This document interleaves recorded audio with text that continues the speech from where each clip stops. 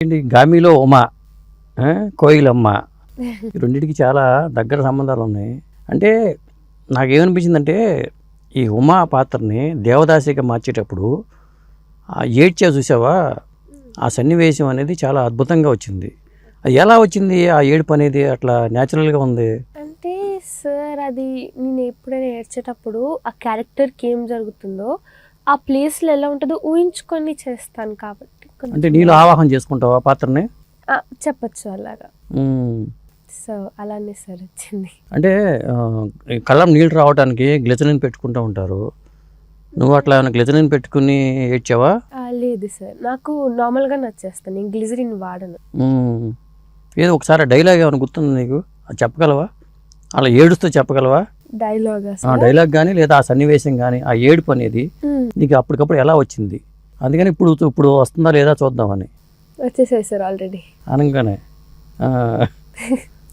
అదే ఎట్లా నిజమే, ఎందుకని అట్లా? అంటే ఇది అలవాటు సార్, నాకు కూడా తెలియదు ఎందుకో, బట్ అలవాటు చిన్నప్పటి నుంచి.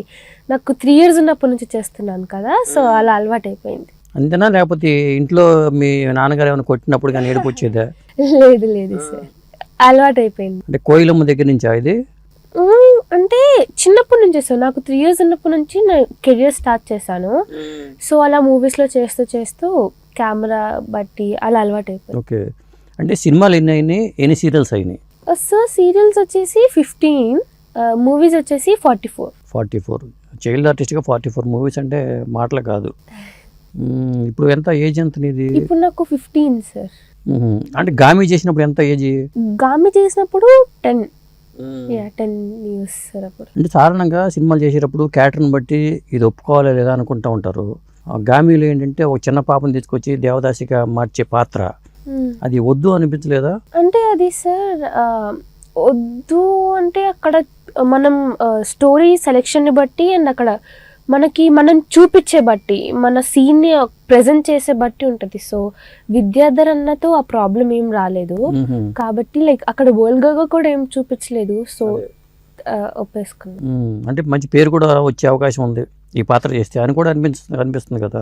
అదే సార్, అప్పుడు స్టోరీ లైన్ మొత్తం మమ్మీ గారు మాట్లాడారు కాబట్టి.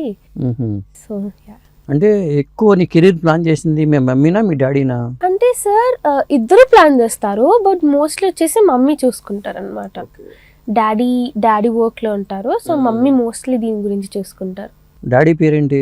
మధుసూదన్ రావు. మమ్మీ పేరు? అమరావతి. ఏదో ఆంధ్రప్రదేశ్ రాజధాని పేరులా ఉంది.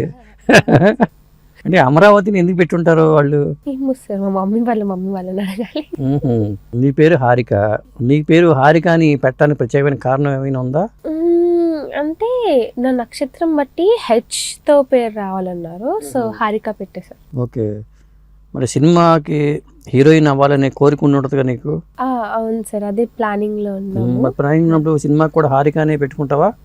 హారిక. ఇంకా వేరే ఏమైనా మార్చుకునే ఆలోచన కానీ? లేదు హారిక.